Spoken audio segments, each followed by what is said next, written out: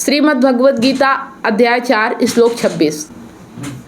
तो श्लोक 25 से कुछ ऐसी बातें कह रहे हैं कृष्ण अर्जुन से कि योगी जन किस तरह से अपने आप को कंट्रोल करने की कोशिश करते हैं, भगवान को पाने की, आत्मा को पाने की कोशिश करते हैं। ठीक है, तो जैसे कि श्लोक 25 में बताया कि कुछ लोग पूजा पाठ करते हैं, देवी देवताओं की पूजा करते हैं और कुछ लोग यज्ञ हवन करते हैं। लेकिन दिक्कत यही थी कि अगर अहंकार ये सब कर रहा है तो फिर कोई फायदा नहीं मिलता है ना। अहंकार और बढ़ता है, घटता नहीं है। जबकि आत्मा का मिलन मतलब होता है अहंकार ये समझ जाए कि वो झूठा है, वो है ही नहीं, लेकिन वो तो और ज़्यादा बढ़ता जाता है ना। तो इस तरह से विधि गलत नहीं है, लेकिन करता कौन है, अहंकार से हो रहा है या आत्मस्थ हुए से हो रहा है, ये डिपेंड करता है। विधियां कभी भी गलत नहीं होती, काम कभी भी गलत नहीं होता, करता कौन है इस पे डिपेंड करता है कि वो काम कैसा होगा। ठीक है, तो ये जो चीज़ें बनाई गई थी ये अपने आप को समझने के लिए, जानने के लिए बनाई गई थी, लेकिन लोगों ने इसे अहंकार को बढ़ाने के लिए कर दिया। ये गलत हो गया। लोगों ने नहीं, मतलब अहंकार ने अपने आप को बढ़ाने के लिए ही इसका उपयोग किया, तो ये गलत हो गया। तो आज और बता रहे हैं, आज के श्लोक में बता रहे हैं कि अन्य योगी जन कान, आंख आदि इंद्रियों के संयम रूपी अग्नि में आहुति देते हैं। दूसरे योगी लोग इंद्रिय रूप अग्नि में शब्द, स्पर्श आदि विषयों की आहुति देते हैं।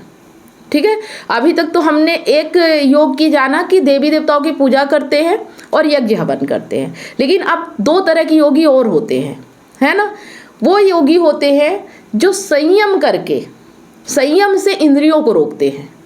सुना है ना ऐसा कि संयम से इंद्रियों को रोकते हैं, जिसे हम ऋषि मुनि महात्मा कहते हैं, जो जंगलों में चले जाते हैं, जो संसार को त्याग देते हैं, जो किसी चीज का स्पर्श नहीं करते, है ना। जो कहते हैं ना कि नदी के किनारे बैठे रहते हैं लेकिन नाव में नहीं जाते हैं कि पानी न भर जाए, है ना। लेके नाव अपनी पूरी जिंदगी नदी के किनारे बैठे रहते हैं। हाँ, हठ योग या समझ लो, कह लो संयम, कह लो संयम, है ना। तो वो क्या करते हैं कि इंद्रिय को विषय तक जाने ही नहीं देते, दमन कर दे, जिसे दमन करना कहते हैं। तो एक तो ये योगी हो गए, ठीक है, और कामयाब भी हुए हैं बहुत से योगी जन, ऐसा नहीं है। लेकिन हाँ, यही है कि इसका प्रभाव क्या पड़ा या ये सही है, इसीलिए कृष्ण आगे बताएंगे कि ज्ञान योग ही सर्वश्रेष्ठ क्यों है, ज्ञान यज्ञ ही सर्वश्रेष्ठ क्यों है। ये सारी विधियों में सर्वश्रेष्ठ क्या है, ज्ञान यज्ञ, है ना।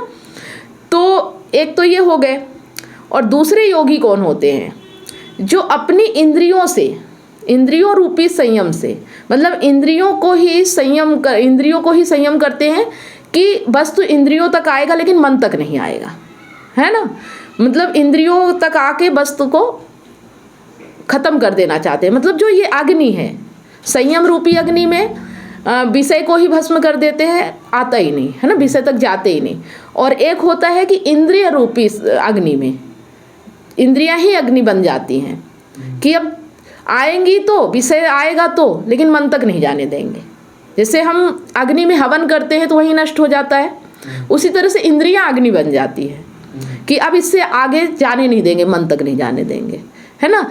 तो इसमें जो प्रॉब्लम होती है कि जैसे एक वस्तु को आपने पकड़ा, ठीक है, कि ये नहीं जाने देंगे, लेकिन जब अहंकार ही ये सब कर रहा है, समझ रहे हो, जब ये अहंकार ही सब कर रहा है, तो जैसे ऐसा हो कि एक व्यक्ति कुछ योजना बना रहा है और उसके साथ ही कोई और व्यक्ति है, जैसे परछाई समझ लो, या कोई और साथी, भाई, जुड़वा, कुछ भी, है ना, जो उसके साथ साथ है। जैसे जुड़वा होते हैं ना, कभी कभी एक साथ जुड़े हुए होते हैं। तो ऐसे में जब एक योजना बना रहा है कि मैं ये नहीं करने दूंगा या ऐसा नहीं हो सकता, तो दूसरा सुन रहा है, तो उसकी योजना को कैसे कामयाब होने देगा, वो तो कोई ना कोई तोड़ निकाल ही लेगा उस योजना को विफल करने के लिए। वैसे ही हम इंद्रियों द्वारा कितना भी विषय का संयम करें कि विषय को मन तक नहीं जाने देंगे, लेकिन वो विषय रूप बदल के आ जाता है हमारे मन में। हम समझ ही नहीं पाते कि एक का त्याग किया और दूसरा भी उसी तरह है। आ रहा समझ में? ऐसा होता है ना कि हम एक चीज को समझते हैं कि ये गलत है, इसे नहीं करना चाहिए, लेकिन वही विषय फिर रूप बदल के दूसरे रूप में आ जाता है और हम उसे एक्सेप्ट कर लेते हैं कि शायद ये हमारे लिए सही है। क्यों? क्योंकि जब तक अहंकार जानता नहीं है कि वो कौन है, वही अपने मन को, अपने इंद्रियों को छलावा करता है, धोखा देता है। आ रहा समझ में? चीज समझ में आ रही जो मैं यहाँ बता रही हूँ कि नहीं आ रही है? आ रही।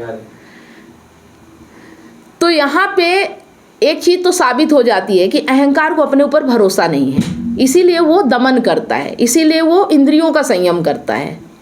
लेकिन वो खुद पे भरोसा नहीं है कि अगर सबको छोड़ दे तो भी उसका कुछ नहीं होगा। ये चीज़ उसे ज्ञान नहीं है, इसलिए उसे समझ नहीं है, वो डरा हुआ है। जो अहंकार डरा हुआ होता है कि अगर जैसे सामने कोई विषय है, इसको मैं टच करूँगा, छूऊंगा तो ये मुझे पे कब्जा कर लेगी या मुझ पे हावी हो जाएगी, तो वो क्या करता है, संयम करता है। लेकिन ये कामयाब इसलिए नहीं होता कि उसका संयम कामयाब नहीं, क्योंकि वो रूप बदल के आ जाता है, वो किसी और रूप में उसके पास आ जाता है और वो समझ नहीं पाता है किस किस चीज़ का वो दमन करेगा। मान लो जैसे कि तुमने मिठाई खाना बंद किया, ठीक है, कि मैं होटल में जाके या मेरे घर पे मिठाई नहीं खाऊंगा, लेकिन अब तुम्हें भक्ति की श्रद्धा है, ठीक है, अब तुम जाके भगवान के दर पे जाते हो, पूजा पाठ करते हो, भक्ति करते हो, वहाँ वही मिठाई तुम प्रसाद रूप में खा लेते हो। खा ली ना मिठाई, वो रूप बदल के आ गई, मतलब तुम्हारी कामनाएं रूप बदल के आ जाएंगी, तुम्हें पता नहीं चलेगा, और वो तुमसे वो करवा लेंगी जो वो करना चाहती हैं, तुम कितना भी संयम करो। जब तक ज्ञान नहीं होगा तब तक तुम्हें समझ नहीं होगी, और तुम्हारी इंद्रियां, तुम्हारा संयम हट कितना भी कर लो, वो रूप बदल के तुम्हारे सामने आएगा और तुम नहीं समझ पाओगे कि क्या सही है और क्या गलत है। क्यों नहीं आएगा? क्योंकि तुम समझ ही नहीं पा रहे हो तुम हो कौन, है ना। इसीलिए ज्ञान यज्ञ की बात की गई है, और आगे हम इस पे बात करेंगे। अभी बात कर रहे हैं कि किस किस तरह से लोगों ने अपने आप को कंट्रोल किया है, रोका है। जाना तो है कि ये सब नुकसानदायक है, लेकिन सही ज्ञान ना होने की वजह से अपने आप को ही तकलीफ दिया है, समझ रहे हो। और तकलीफ देने पर भी नहीं माना, मतलब एक हठ योगी जो होता है वो तो चलो अछूता ही रह गया, वो चीज़ों को समझा ही नहीं, जाना ही नहीं, जिसने अपने इंद्रियों को ही हट से रोक दिया। लेकिन जिसने इंद्रियों तक लेके और मन पे नहीं जाने दिया, तो उसके मन पे वो तरह तरह विषय बन के आए और वो अपने आप को नहीं रोक पाया, और उन्हीं चीज़ों का उपयोग किया अलग तरीके से। हुआ तो तब भी वही, तुम मिठाई दुकान में ना खाओ, लेकिन जाके लड्डू प्रसाद के रूप में खा जाओ, तो खा तो मिठाई ही रहे हो ना। तुम्हारे अंदर जो नुकसान होगा मिठाई का वो तो होना ही है, उसे तुम नहीं रोक सकते हो। आ रहा समझ में? ये चीज़ समझ में आ गई कि मतलब हम कहते हैं कि ये सही है, ये गलत है। जब तक तुम कर्ता को नहीं समझ रहे हो, जो तुम्हारे भीतर बैठा हुआ है, तब तक तुम बाहर सही गलत निर्णय नहीं ले सकते हो, क्योंकि वो तुम्हें भ्रमित कर देगा। तुम समझ ही नहीं पाओगे कि वास्तव में क्या सही और क्या गलत है, सत्य क्या है। ठीक है, तो आज के श्लोक का यही है कि इस तरह के दो योगी होते हैं। 25 में हमने बात किया कि पूजा पाठ करते हैं और यज्ञ हवन करते हैं, वो भी कामयाब नहीं होता है। दूसरा कि हठ योग और इंद्रिय संयम, ये सब भी करते हैं, इसका भी कोई ज़्यादा लाभ नहीं हुआ। कुछ हद तक लाभ हुआ, लेकिन कोई ज़्यादा लाभ नहीं हुआ। कोई ज़्यादा ये नहीं कि अहंकार अपने आप को समझ जाए, ऐसा कुछ हुआ नहीं। वो को जस का तस वो बना रहा है ना। वो पहले वस्तुओं में भागता था, विषय में भागता था, अब वो हठ में बैठ गया है कि मैं हठ योगी हूँ। है तो वो अब भी, समझ रहे हो, मतलब वो शून्य नहीं हुआ, वो मिटा नहीं। मिटता कब है? जब उसे ज्ञान होता है, उससे पहले नहीं मिटता है। तो ये सारी विधियाँ लगाई जाती हैं कि ज्ञान ना हासिल करना पड़े, मिटना ना पड़े, इसलिए वो अपनी तरह से विधियाँ लगाता रहता है। ठीक है, योग करता रहता है, हठ योग करता है, कड़ी तपस्या करेगा, पूजा करेगा, व्रत करेगा, उपासना करेगा, लेकिन उसे पता नहीं कि ये सब करके बिना ज्ञान के, अज्ञानता में करके वो और उस चीज़ को बढ़ा रहा है ना। सिंपल सी बात है कि जब तक अहंकार को पता नहीं कि वो कौन है, तब तक वो कुछ भी करेगा।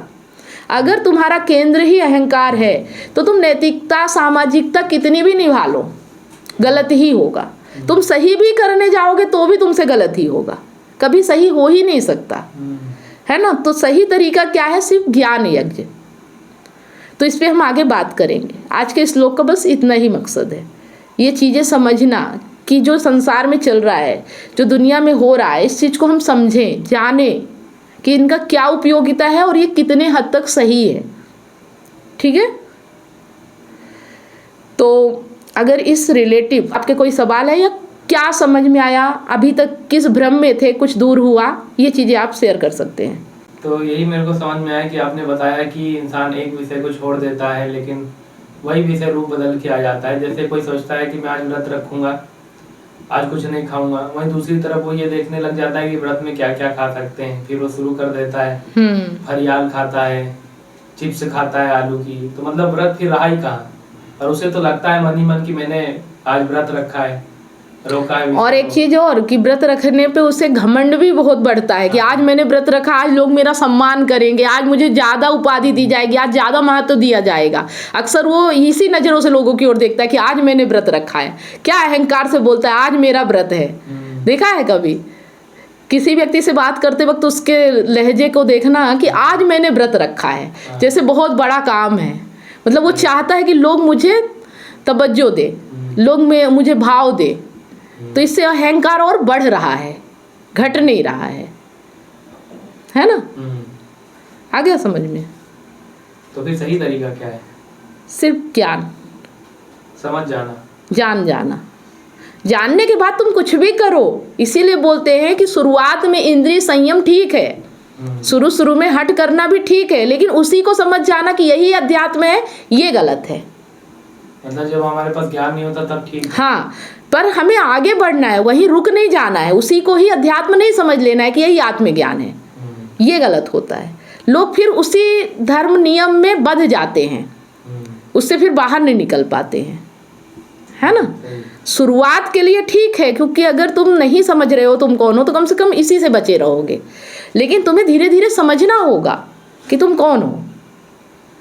और अगर तुमने उसी को मान लिया कि हाँ हट करके मैंने विषय का त्याग कर दिया या इंद्रियों से मन तक नहीं आने दिया तो मैं जीत गया या मैं समझ गया, और तुमने वैसी ही जिंदगी शुरू कर दी, पूरे जीवन ऐसे ही रह गए, तो फिर तुम कहाँ कामयाब हुए? सही बात है ना।